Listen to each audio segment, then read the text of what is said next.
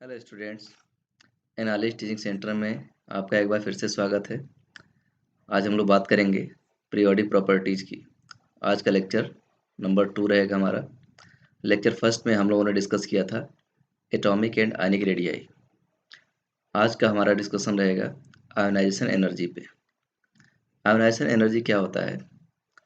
जैसे कि आपके सामने एक यहाँ पे एटम बना हुआ है, यहाँ पे पॉजिटिव चार्ज जहाँ लिखा है, ये आपका न्यूक्लियस है। ये आपका क्या है? ये आपका न्यूक्लियस है।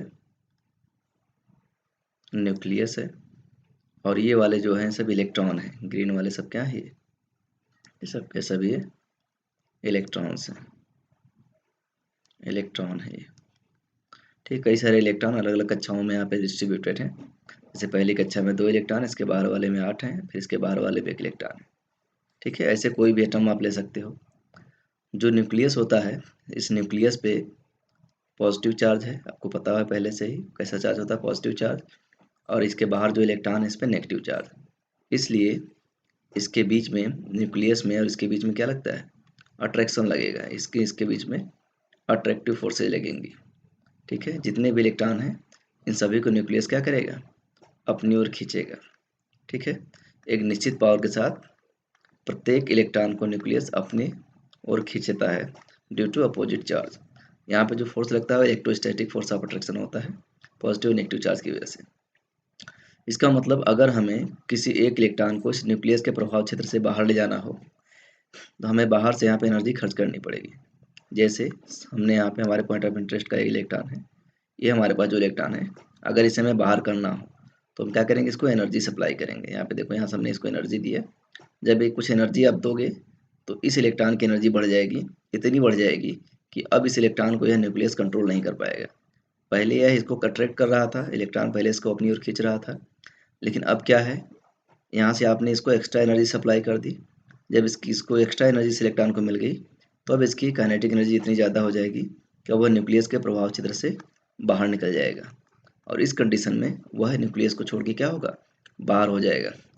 जिसको हम कहेंगे कि इलेक्ट्रॉन हमारा क्या हो गया? इजेक्ट हो गया, इलेक्ट्रॉन इजेक्टेड, या इलेक्ट्रॉन रिलीज हो जाता है। क्या हो जाता है? Electron release.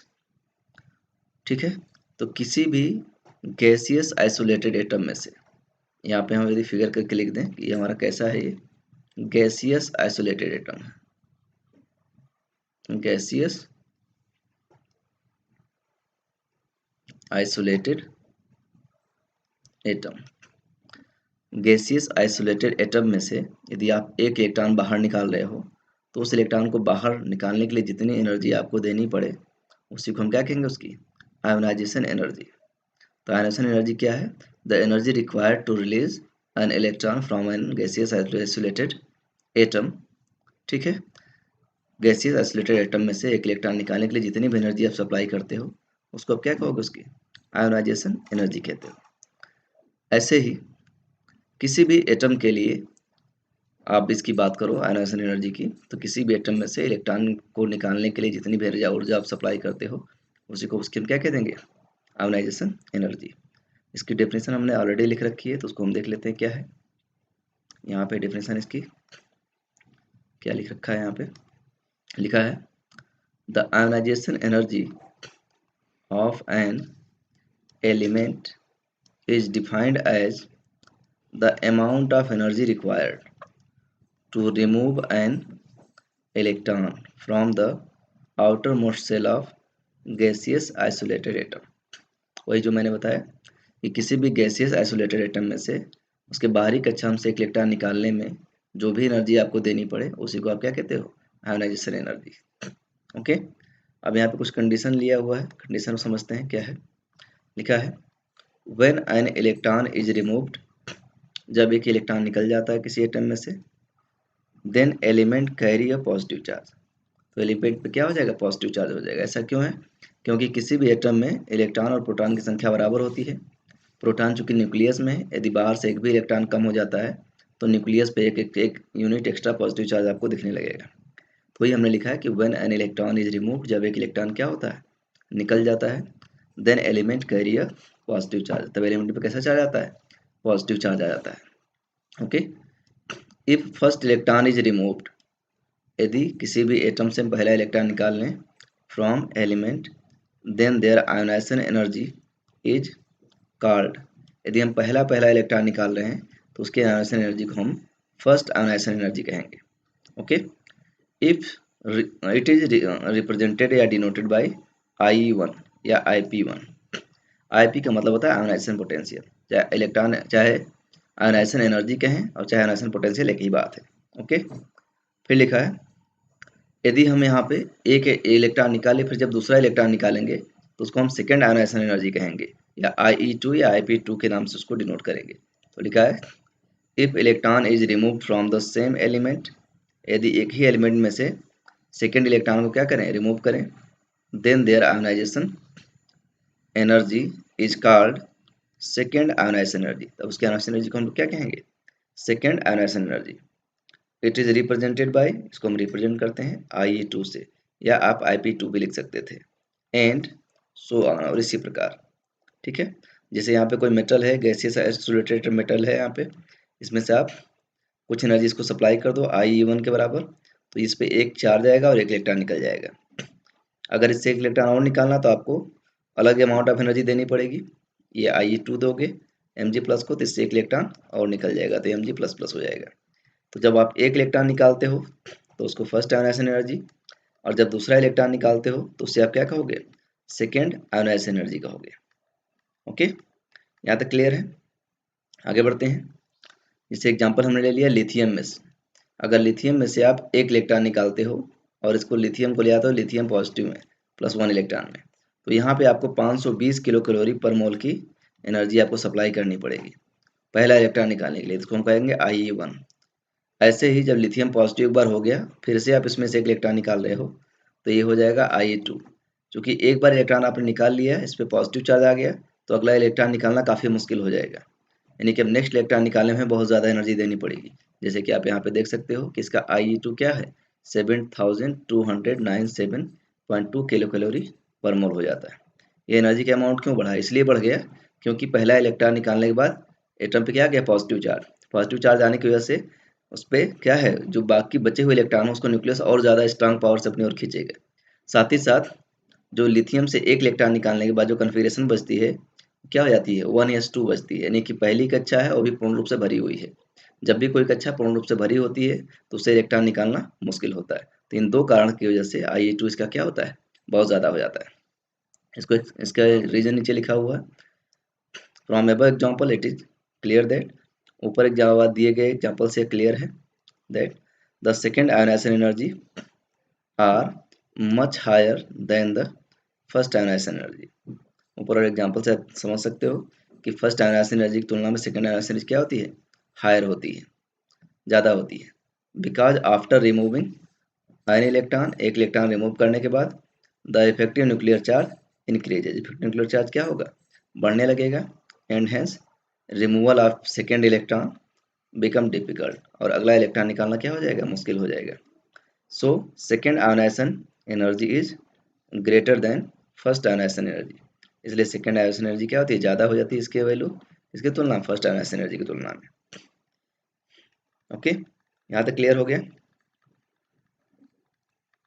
मतलब यदि आपसे कोई पूछे कि आयोनाइजेशन एनर्जी क्या है तो आप कह सकते हो energy required for removal of an electron from an gaseous isolated atom. यदि फर्स्ट इलेक्ट्रॉन निकाल रहे हैं तो आयोनाइजेशन एनर्जी फर्स्ट, सेकंड निकाल रहे हैं तो आयोनाइजेशन एनर्जी सेकंड कहेंगे उसको। अब हम आ जाते हैं फैक्टर्स पे कि कौन कौन से फैक्टर हैं जो प्रभावित करते हैं आयोनाइजेशन एनर्जी को। फैक्टर अफेक्टिंग आयोनाइजेशन एनर्जी, पहला फैक्टर हमारा है एटॉमिक साइज। आपको पता है कि अगर एटम की साइज बड़ी होगी तो जो बाहर वाले इलेक्ट्रॉन है न्यूक्लियस की का पहुंच वहां तक कम हो जाएगा, या न्यूक्लियस का फोर्स ऑफ अट्रैक्शन वहां पे काफ़ी कम हो जाएगा ड्यू टू शील्डिंग इफेक्ट। इस वजह से एटम की साइज जैसे जैसे बढ़ती जाएगी न्यूक्लियस और इलेक्ट्रॉन के बीच की दूरी बढ़ेगी, और जब बीच की दूरी बढ़ेगी तो न्यूक्लियस का कंट्रोल बाहरी इलेक्ट्रॉन को उतना अच्छा नहीं रह जाएगा, तो बाहरी इलेक्ट्रॉन निकालना क्या हो जाएगा, काफ़ी ईजी हो जाएगा।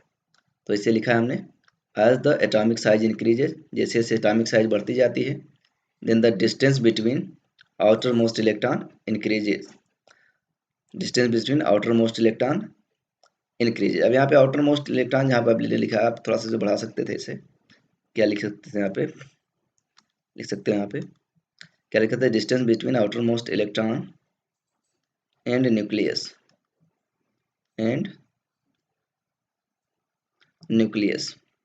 अब ज़्यादा सही हो जाएगा।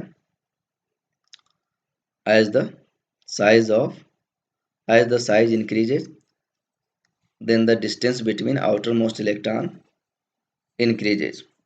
आउटर मोस्ट इलेक्ट्रॉन इंक्रीज का मतलब क्या, आउटर मोस्ट इलेक्ट्रॉन और न्यूक्लियस की बात कर रहे हैं।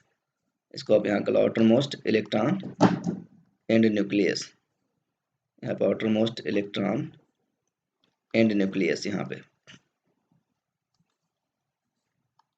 इसको कर लिया इस जगह पे।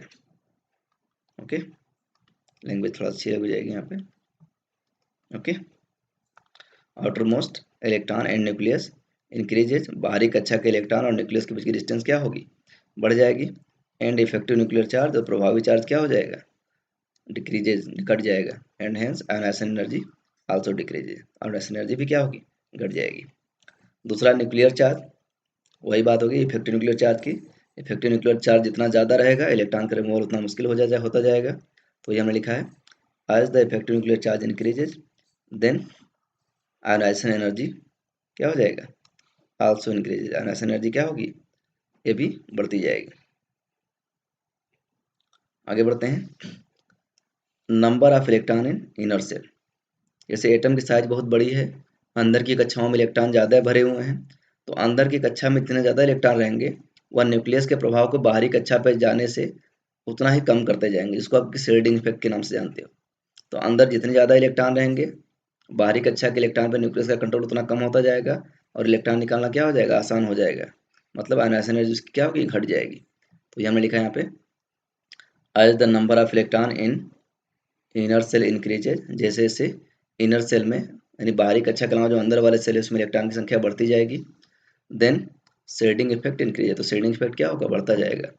एंड हेंस, और इस प्रकार ionisation energy decreases, ionisation energy क्या हो जाएगी, घट जाएगी, मतलब इलेक्ट्रॉन निकालना ईजी हो जाएगा। नेक्स्ट फैक्टर है हमारा पेनिट्रेशन इफेक्ट।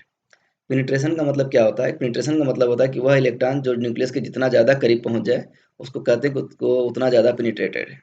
तो जो न्यूक्लियस के जितना क्लोज पहुंच जाएगा, वह न्यूक्लियस उसको उतना ज़्यादा पावर से अपनी ओर खींचेगा, तो उसको निकालना मुश्किल हो जाएगा, मतलब आयोनाइजेशन एनर्जी क्या होगी, उसकी बढ़ जाएगी।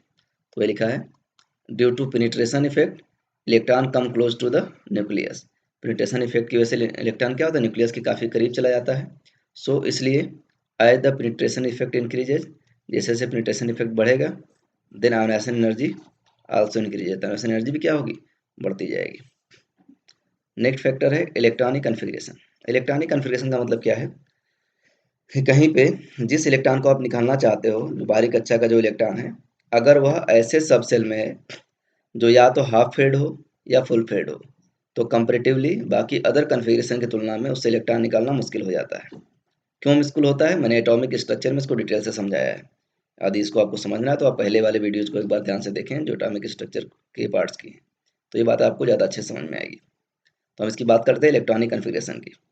इन एन एटम, एक एटम में फुल्ली फिल्ड, जो कैसा हो, फुल्ली फिल्ड है, या एग्जैक्टली हाफ फिल्ड ऑर्बिटल्स। ऐसे एटम जिसमें बाहरी ऑर्बिटल क्या हो, या तो फुल्ली फिल्ड हो या हाफ फिल्ड हो, जैसे कि P3 हो, P6 हो, P5 हो, D5 हो, D6 हो, F7 हो, F14 हो, have higher ionisation energy than normally expected. जितनी हम उम्मीद करते हैं उससे ज़्यादा इनकी आयोनाइजेशन एनर्जी निकल के आती है। Expected value from its position periodic table, periodic trend को ध्यान में रखते हुए जो वैल्यू आनी चाहिए P3 P6 D5 D10 और F7 F14 के लिए, इनकी वैल्यू थोड़ी सी ज़्यादा निकल के आती है। ठीक है, नेक्स्ट है variation of ionisation energy in periodic table. Periodic table में आयोनाइजेशन एनर्जी का ट्रेंड क्या है, कैसे बदलता है। ठीक है, इसमें से पहला लिखा है यहाँ पे first, variation in group. Group के अंदर क्या वेरिएशन है, हमने लिखा है in general the ionisation energy decreases in going from top to bottom in a group because. अब आगे इसको डिस्कस करते हैं, इससे पहले टेबल देख लेते हैं। जैसे यहाँ पे जब आप पीरियोडिक टेबल में लेफ्ट टू राइट जाओगे, इस पीरियोडिक टेबल में आप इधर से इधर की तरफ जाओगे, इधर से इधर की तरफ मूव करोगे यहाँ पे, तो क्या होगा, आयोनाइजेशन एनर्जी इंक्रीज करती है। ऐसा क्यों ये होता है, क्योंकि इधर से इधर जाने पे आपकी इलेक्ट्रोनेगेटिविटी बढ़ती है और एटॉमिक साइज क्या होती है सर, जाने पे घटती है। इधर जाने पे एटॉमिक साइज बढ़ रही है तो इधर जाने पे क्या होगी, घटेगी। तो एटम की साइज छोटी होने की वजह से पावर, इलेक्ट्रॉन खींचने का पावर उसका बढ़ता है, और इस वजह से उसकी एनर्जी क्या हो जाती है, जितना छोटा एटम रहेगा उतना ज़्यादा एनर्जी रहेगी। तो यानी कि आप यहाँ पे हाइड्रोजन और हीलियम में चेक करोगे तो हीलियम की एनर्जी ज़्यादा होगी। ऐसे आप यहाँ से यहाँ तक जाओगे तो यहाँ पे आपको एनर्जी का बढ़ता हुआ ट्रेंड दिखेगा। इस ग्रुप में बढ़ोगे तो भी आपको बढ़ता हुआ ट्रेंड दिखेगा, ये ट्रेंड आपको सब में दिखता जाएगा यहाँ से यहाँ तक। ओके, ऐसे यहाँ पे यदि आप टॉप टू बॉटम जाओगे तो क्या आपको दिखेगा, टॉप टू बॉटम यदि आप जाओगे यहाँ पे तो आपको कैसा ट्रेंड दिखेगा। टॉप टू बॉटम जाने पर क्या होता है, एटम की साइज बढ़ती है। जब एटम की साइज बढ़ेगी तो इलेक्ट्रॉन एक्टिविटी क्या होगी, घटेगी, या एक्टिविटी का आर्डर इसका उल्टा हो जाएगा। नीचे जाने पे एटॉमिक साइज बढ़ेगी तो इलेक्ट्रॉन एक्टिविटी घटेगी, क्योंकि ऊपर जाने पे इलेक्ट्रॉन एक्टिविटी बढ़ती, नीचे आने पे घटेगी। तो जब यहाँ से यहाँ पे घटेगी तो नीचे आने पे अनायसन एनर्जी भी क्या होगी, घटेगी। यानी ऊपर जाने पे अनायसन एनर्जी बढ़ेगी और जब नीचे आओगे इधर तो क्या होगी, घटता हुआ ट्रेंड आपको दिख जाएगा। ओके, तो ये कुछ ट्रेंड हो गया पीरियोडिक टेबल में। क्यों होता है, उसके दो दो लॉजिक और भी लिखे हुए हैं, तो ये आप ध्यान से यहाँ पे देख सकते हो। ठीक है, यदि आपसे कभी यहाँ पे ऑब्जेक्टिव क्वेश्चन आ जाए, मान लो लिथियम बेरिलियम और यहाँ पे बोरान कार्बन ले ले, पूछे किसकी इलेक्ट्रॉन एक्टिविटी ज़्यादा है, तो आप देख रहे हो सभी एक ही ग्रुप में है, तो सबसे ज़्यादा किसकी होगी, कार्बन की होगी, फिर उससे कम बोरान की, उससे कम बेरिलियम, सबसे कम लिथियम की। इस तरह से यहाँ पे आयनाइजेशन एनर्जी का ऑर्डर आप यहाँ पे निकाल सकते हो। ओके, इतना ध्यान रखो जो इलेक्ट्रॉन एक्टिविटी का ऑर्डर है वही आयनाइजेशन एनर्जी का भी ऑर्डर होता है। ठीक है, तो अब वो ग्रुप में जाने के बाद क्या हो रहा था, हमने लिखा था ग्रुप में जाने के बाद टॉप टू बॉटम जाने के बाद एनर्जी क्या होती, घट रही थी। क्यों घट रही थी, due to effective nuclear charge and decreases. Effective nuclear charge ऊपर से नीचे आ रहा है, क्या घटता है, घटता है। ये top to bottom in group जाते हैं तो इफेक्टिव न्यूक्लियर चार्ज घटता है। जब इफेक्टिव न्यूक्लियर चार्ज घटेगा तो इलेक्ट्रॉन निकालना क्या हो जाएगा, आसान हो जाएगा, तो इलेक्ट्रॉन एक्टिविटी की वैल्यू घट जाएगी। और साथ ही साथ जब इलेक्ट्रॉन एक्टिविटी की वैल्यू घट जाएगी तो एनर्जी भी क्या होगी, घट जाएगी। दूसरा लिखा size of atom increase, atom की साइज क्या होगी, नीचे जाने पे बढ़ेगी, that is principal quantum number increase. Principal quantum number increase करने का मतलब क्या है कि नीचे जाने पे एक एक कक्षा बढ़ती जाती है, जब एक एक कक्षा बढ़ती जाएगी तो इलेक्ट्रॉन न्यूक्लियस के बीच की दूरी भी बढ़ती जाएगी, तो आयनाइजेशन एनर्जी क्या होगी, आयनाइजेशन एनर्जी भी उसकी नीचे जाने पे घटती जाएगी। The number of inner electron increase, अंदर के इलेक्ट्रॉन बढ़ेंगे तो आपको पता है शेडिंग बढ़ेगी, जब शेडिंग बढ़ेगी तो इलेक्ट्रॉन एक्टिविटी क्या होगी, घटेगी। यानी स्क्रीनिंग कांस्टेंट एस की वैल्यू इंक्रीज करेगी तो यहाँ पे आयनाइजेशन एनर्जी क्या होगी, घटेगी।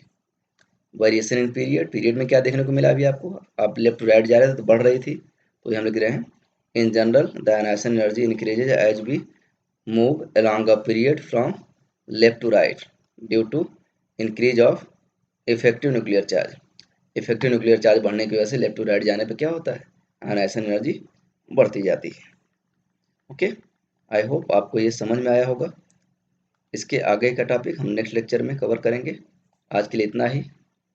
Thank you, thank you everybody.